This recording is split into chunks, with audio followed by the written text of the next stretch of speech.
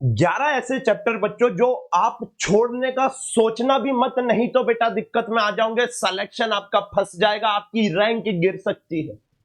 एक एक चीज मैं यहां पर बहुत अच्छे से आपको बताऊंगा, और यहां पर एक ऐसा चैप्टर मैंने रखा हुआ है बच्चों जो पूरे YouTube पर बोला जा रहा है कि लीस्ट इंपॉर्टेंट है, इसको छोड़ दो, नहीं पढ़ा है तो मत पढ़ो, लेकिन बेटा मैं उसको बताऊंगा that is the most important chapter, आप छोड़ नहीं सकते हो।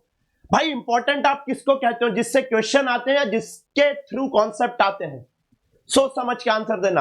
आप बोल रहे होंगे कि सर जहां से ज्यादा क्वेश्चन आएंगे वो इंपॉर्टेंट होगा। अच्छा एक बात बताओ मेरे को, जिस चैप्टर से क्वेश्चन आ रहे हैं अगर उसके आपको कॉन्सेप्ट ही नहीं पता है तो क्या आप वो क्वेश्चन को सॉल्व कर पाओगे, हाँ या ना?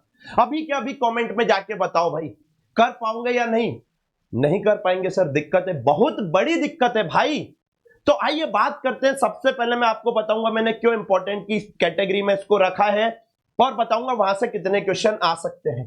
पहले सेगमेंट में मैं आपको बता रहा हूं, नेक्स्ट सेगमेंट भी आएगा बच्चों, मॉडर्न फिजिक्स। अगर आप मॉडर्न फिजिक्स की बात करते हैं तो छोटी छोटी 3 यूनिट हो जाती हैं इसके अंदर, छोटी छोटी, मतलब 5 से 6 क्वेश्चन आ जाएंगे, और आपको पता रे ऑप्टिक्स इससे बड़ी यूनिट है, वहां से 3 से 4 क्वेश्चन आएंगे।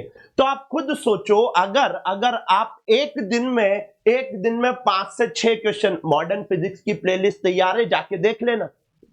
अगर आप एक दिन ढंग से बैठ जाते हैं और 1.5x पे भी लेक्चर देखते हैं, 2x पे देखने का मैं रिकमेंड नहीं करता हूं क्योंकि इतनी जल्दी चलता है ना बेटा, आपको लगता है कि आपने पढ़ लिया है, लेकिन बाद में फिर क्वेश्चन बनते नहीं है क्योंकि कॉन्सेप्ट रिकॉल होते नहीं है। 1.5x पे लिख लिख के देखो, आराम से आपके 5 से 6 क्वेश्चन बन जाएंगे।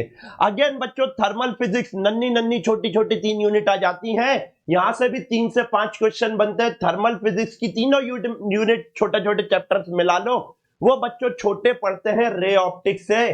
तो मैं आपको बताना चाह रहा हूं कि कंटेंट कम है, क्वेश्चन ज्यादा है, तो ये मेरे लिए इंपॉर्टेंट है, पहली चीज। सिमिलरली आगे आपको यूनिट्स एंड मेजरमेंट मिलेगा, वहां से भी आपको बच्चों 3 क्वेश्चन तक फंस जाते हैं। चलिए अच्छा, करंट इलेक्ट्रिसिटी बड़ी यूनिट है क्योंकि इसके अंदर सर्किट एनालिसिस भी आता है। मैग्नेटिज्म में आप मैग्नेटिक इफेक्ट ऑफ करंट मान के चलना।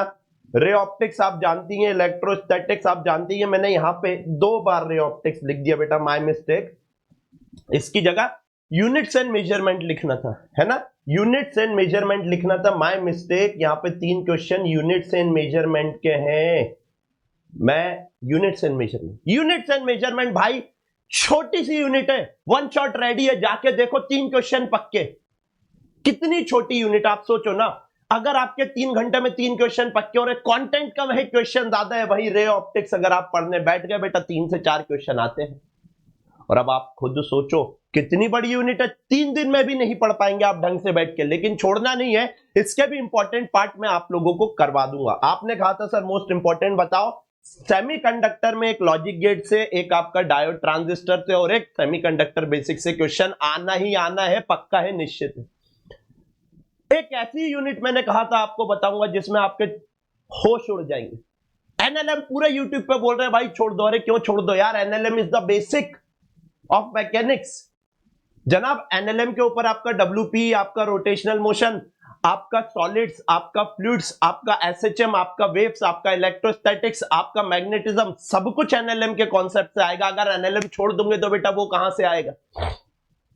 भले ही यहां से डायरेक्ट क्वेश्चन कभी आता है कभी नहीं आता है, लेकिन बेटा इसके कॉन्सेप्ट से क्वेश्चन हर जगह मिलेगा, इसीलिए यहां से क्वेश्चन नहीं आता, इसके कॉन्सेप्ट मिक्स करके दूसरी जगह से पूछ लेते हैं। यूट्यूब वाले बोल रहे हैं छोड़ दो, अरे क्यों भाई, क्यों छोड़ना है?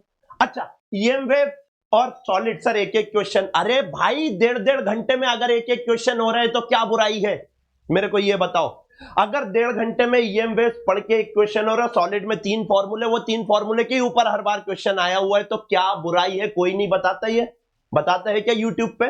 आप खुद बताओ, बताते हैं क्या? सर आपने रोटेशनल मोशन छोड़ दिया, मुझे पता है आपको डर लगता है इसलिए नहीं लिखा था, लेकिन मैं आपको बता देता हूं, आपका आपका आपका centre of mass movement of inertia बहुत इजी है, यहां से एक क्वेश्चन 110% आना ही आना है, करवाऊंगा मैं। टॉर्क और एंगुलर मोमेंटम भी आपका इजी है, रोटेशनल मोशन रोलिंग मोशन के कारण टफ होता है, आप चाहो तो वो छोड़ सकते हो, लेकिन मैं वो भी रिकमेंड आपको नहीं करूंगा। मैंने यहां पर आपको एक साइकोलॉजी बताई कि जनाब आपको कौन से इंपॉर्टेंट पे रखना, जिसका कंटेंट कम होगा लेकिन क्वेश्चन आने की प्रोबेबिलिटी ज्यादा है, मेरे लिए वो इंपॉर्टेंट है। मेरे लिए वो इंपॉर्टेंट है जिसके कॉन्सेप्ट से दूसरे चैप्टर के क्वेश्चन सॉल्व हो रहे हैं। तो ध्यान रखना बच्चों, ये लास्ट की ये जो 3 मैंने आपको एजे सर वाली यूनिट बताई है, कोई नहीं बताता है यूट्यूब पे, मैं आपको बता रहा हूं, और उसका कारण भी बताया। 1.5 घंटे में अगर 2 क्वेश्चन हो रहे हैं, क्या बुराई है भाई? इससे तो आपकी पूरी फिजिक्स हो रही है, क्या बुराई है भाई? तो बच्चों मैं एजे आज आपसे यहां पर अलविदा ले रहा हूं। वीडियो अच्छा लगा हो तो कमेंट करके बताना कि हाँ सर कुछ तो ज्ञान की बात करी यूट्यूब से अलग हटके, और नोट्स की बच्चों लिंक आपको कमेंट में मिली है, जाके टेलीग्राम ज्वाइन करना, वहां पर मैं नोट्स डाल देता हूं। Thank you so very much बच्चों, टेक केयर, जय हिंद, जय भारत।